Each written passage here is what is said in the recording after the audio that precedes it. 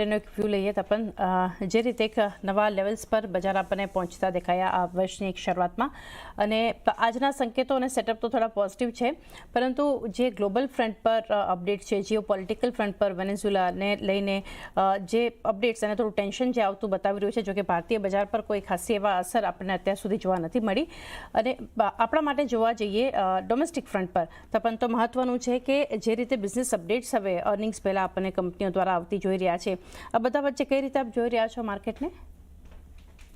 Good morning ચાંદની. ના, જે global update છે એ તો આપણને ખબર છે, એની વાત તો કરીએ, પણ ખાસ કરીને હું એક્સાઇટેડ છું જે ડોમેસ્ટિક અપડેટ્સ આવી રહ્યા છે. તમે જો મોસ્ટલી આજે 2-3 દિવસમાં જેટલા પણ અપડેટ્સ આવ્યા છે ઘણા પોઝિટિવ છે. તમે બેંક સાઇડ જુઓ કે ઇવન તમે કંપની વાઇઝ જુઓ, ડોમેસ્ટિક ફ્રન્ટમાં તો મને તો ઘણા સારા પોઝિટિવ સંકેતો દેખાઈ રહ્યા છે. જે ઉમ્મીદ છે હવે કે કદાચ આ હોપફુલી આ રિઝલ્ટ સિઝન સારું જશે, જે આપણે રાહ જોઈ રહ્યા હતા કેટલા ક્વાર્ટર્સથી. લાસ્ટ ક્વાર્ટરમાં પણ એવું હતું કે થોડું અપટિક આવશે, પણ એ આવ્યું નહીં.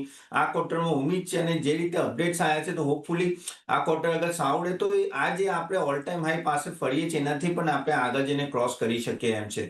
અહીંયાથી અગર ક્રોસ કરવો હશે તો ઓફકોર્સ બિઝનેસ અપડેટ સારા હોવા જોઈએ અને રિઝલ્ટ સારા હોવા જોઈએ, તો તમે એફઆઈની જે સેલિંગ પ્રેશર જે છે એ થોડું ઓછું થતા જોશો ને એકચ્યુઅલી એ લોકો પછી નેટ બાયર પણ બની શકે છે.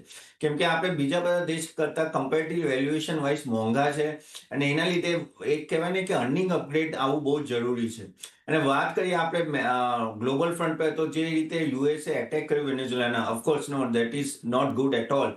કેમ કે એ તો પોતાની તાનાશાહી જ છે ટ્રમ્પની, કે બીજા પ્રેસિડેન્ટને અહીંયા લઈ જાઓ, બીજા દેશના પ્રેસિડેન્ટને પોતાના દેશમાં લઈ જાઓ, it's completely wrong. But anyways, અગર આ જે આગળ જે થઈ રહ્યું છે અને જો આગળ જઈને વેનેઝુએલાનું પ્રોડક્શન વધશે અને તો ઇન્ડિયાને ઇનડાયરેક્ટલી ઘણો ફાયદો થશે.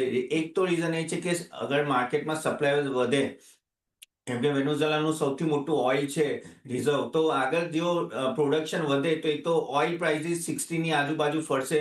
અને બીજું, આપણા રિફાઇનરીઝને પણ બહુ બધું આપણે ઓઇલ ત્યાંથી લેતા હતા, જે 2000માં આપણે 20માં આઈ થિંક બંધ કરી દીધું હતું સેન્કશન પછી. એ આનું ચાલુ થાય તો આપણને પણ એક ઓછી કિંમતે પ્રાઇસ મળે. તો ઇનડાયરેક્ટલી ઓએનજીસી છે કે ઓઇલ ઇન્ડિયા છે કે રિલાયન્સ, એ બધાને પણ ઇનડાયરેક્ટ ફાયદો થઈ શકે છે. તો આમ જો તો સંકેતો ઘણા સારા છે. ઉમ્મીદ છે આ વર્ષ ઘણું સારું રહેશે કમ્પેર ટુ લાસ્ટ યર, અને હોપફુલી બિઝનેસ રિઝલ્ટ જે આવશે, I think that will be good. તો આ બધા સેટઅપ વચ્ચે એક વ્યૂ અને ઓવરઓલ ફંડામેન્ટલી ભારતીય બજાર માટે આ વર્ષ પણ એક પોઝિટિવ રહી શકે છે. ટેકનિકલ